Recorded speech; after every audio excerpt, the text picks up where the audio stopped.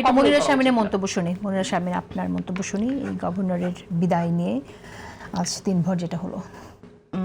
দেখেন, বাংলাদেশে আসলে আমরা যখন অর্থনীতির কথা চিন্তা করি, গত 17 বছরের কথা যখন চিন্তা করি, আমরা তো দরবেশদের নাম পাই, আমরা কোনো ভালো প্রেসিডেন্স পাই না যে অর্থ খাতটাকে আসলে খুব সুপরিকল্পিতভাবে কোনো একটা জায়গায় নিয়ে গেছে। আমরা আসলে যেটা দেখি, বাংলাদেশের যারা ক্ষমতাসীন তারা আসলে দরবেশ প্রডিউস করেছে, এসালাম প্রডিউস করেছে, সালমান এফ রহমান প্রডিউস করেছে।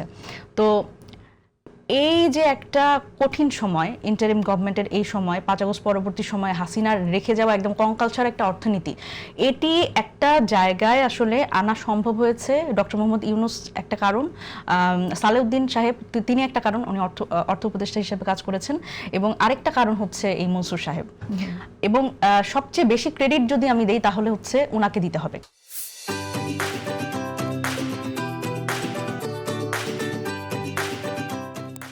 কারণ দেখেন, স্বর্ণের দাম বাড়ছে কিন্তু ডলারের দাম বাড়ে নাই।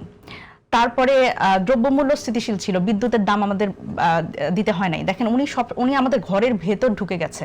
আপনার আমার ঘরের হাড়িটা নিয়ে ওনারা চিন্তা করেছে, আমার বিদ্যুতের দাম একজন ব্যক্তি হিসেবে নাগরিকদের চিন্তা ওনারা করেছে, যাতে নাগরিক সুবিধাগুলো অ্যাভেইল করতে যাতে কোনো অসুবিধা না হয়। বিদ্যুতের দাম বাড়ে নাই। তারপর যদি বলি যে কোনো ব্যাংক দেউলিয়া না করে IMF থেকে ওনারা কিন্তু অর্থ ছাড় করে এনেছেন, যেটা কিন্তু খুবই কঠিন একটা ব্যাপার ছিল, কিন্তু এটা মনসুর সাহেব জন্য এটা পেরেছেন।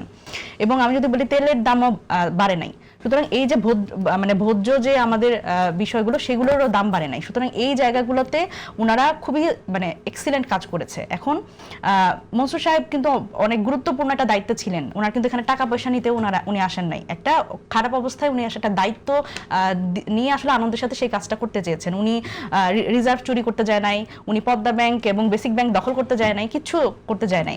এখন এই যে একটা মব তৈরি করা হলো, এটা কেন তৈরি করা হলো? আমরা কিন্তু দেখেছি যে বাংলাদেশ ব্যাংকের যারা কর্মচারী তারা যদি এতই আসলে সচেতন হইতেন, এবং এই যে কেন্দ্রীয় ব্যাংকের যখন রিজার্ভ চুরি হয়ে গেছে তখন এই মব তারা করতে পারেন নাই কেন? তখন তো তারা টু শব্দও করেন নাই। সুতরাং ব্যাংকগুলো যখন লুট হয়ে গেছে তখন তারা কোনো কথা বলেন নাই, কিন্তু আজকে মনসুর সাহেবকে সরানোর জন্য তারা আসলে মব করে তাকে আসলে ওখান থেকে হটালো। তো এইটা হচ্ছে আসলে মূল কাহিনী অন্য জায়গায়।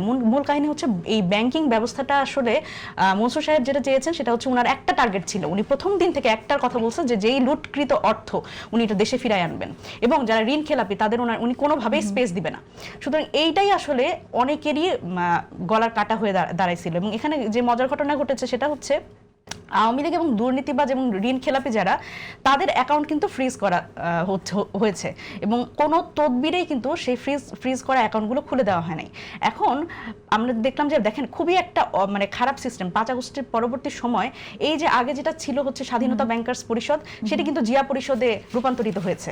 এবং এই যে মেজর জিয়াউর রহমান এবং এই বিএনপির নাম দিয়ে জিয়া পরিষদ নামটা কিন্তু তারা যেই ধরনের সিন্ডিকেট আসলে ব্যাংকিং ব্যবস্থার মধ্যে তৈরি করেছে সেটি খুবই আনএক্সেপ্টেড। এবং এইটারই কিন্তু আমরা আজকে একটা রেপ্লিকেশন দেখলাম। সেটা হচ্ছে যে এই বিএনপি পন্থী যে ব্যাংক নেতারা, তারা কিন্তু এই ফ্রিজকৃত যে অ্যাকাউন্ট, এগুলো কিন্তু আসলে খুলে দিয়ে তারা এক ধরনের কমিশন বাণিজ্যের মধ্যে চলে গেছে, যেটা আসলে মনসুর সাহেবকে রেখে সম্ভব ছিল না।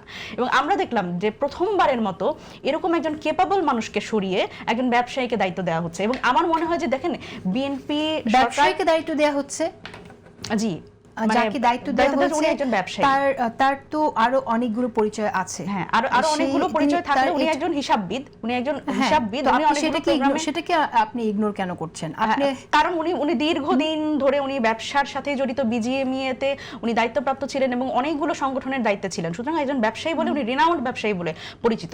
সুতরাং সেই জায়গা থেকে আমি যদি বলি, কম্পেয়ার টু মনসুর সাহেব, উনার যে আসলে দীর্ঘ ব্যাংকিং এর অভিজ্ঞতা এবং এই অর্থ খাতে উনার যা অবদান এবং ভূমিকা, সেটার সাথে তো কম্পেয়ার করলে আমি যদি বলি যে তাহলে আসলে যে মব করে যে ঘটনাটা ঘটানো হলো, সেটা আমার কাছে খুবই আনএক্সেপ্টেড মনে হয়েছে।